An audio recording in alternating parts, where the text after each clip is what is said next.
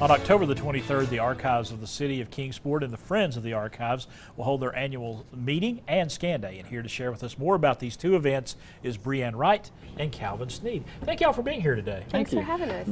The annual meeting, let's talk about that. What does that entail? Okay, so the Friends of the Archives, they're a support group, nonprofit support group for the Archives of the City of Kingsport. And every year they have their annual meeting and lecture series. And this year we're excited to have Calvin Sneed as our featured speaker. Excuse me, I got tongue-tied. Boy, that's going to be something to live up to. Well, there you go. So Calvin, tell us, as featured speaker, what are you going to be speaking about? I'm going to be speaking on the history of African Americans in Kingsport. Okay. I did a series, and I bought the papers. I did a series of reports back in February for Black History Month on the history, and it involves a lot of research. I spent 6 months of just going through the library, looking up databases, talking to people, talking to a lot of people who are no longer with us. Right. And doing census records using Ancestry.com and trying to back up what I had heard. I was born in, well, I wasn't born, but I was raised in Riverview, the current community where African Americans live. And it's the story. People tell me, they look at the articles that were in the paper back in February and they say, you know, this would make a great movie. The problem is this would make a good beginning and middle, but the ending is not finished yet.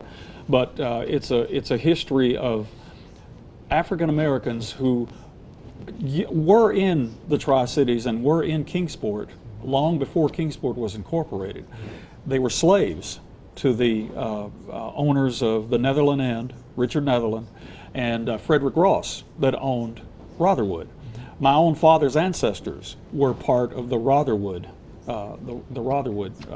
connection. But it's absolutely fascinating. I mean, the history of African Americans in Kingsport, it's up and down, just up and down. There were neighborhoods established. Of course, back then we had segregation.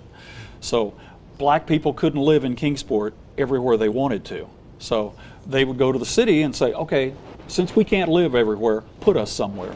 So the city, they would pick a place and, okay, well, you can be here. They'd go there. With the availability of jobs, I mean, people were coming in right and left. I mean, the blacks that were here were calling their relatives in other cities, come to Kingsport. We got jobs here. Eastman is hiring, the press, Meade, Borden Mills, the cement plant, the General Shale, everybody's hiring. Come here and just bring your kids with you and your wife, you know, and you can live in our house until you find a place to live.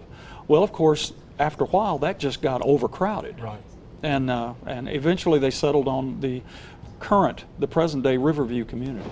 And as a writer, the Archives, a vast resource that you can tap.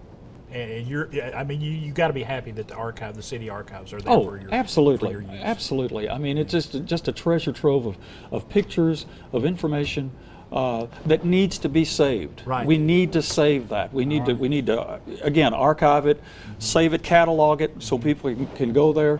Young people have nothing, no references, unless we give that to them. Brianne, Calvin, thank you so much. I wish we had more time. I really do.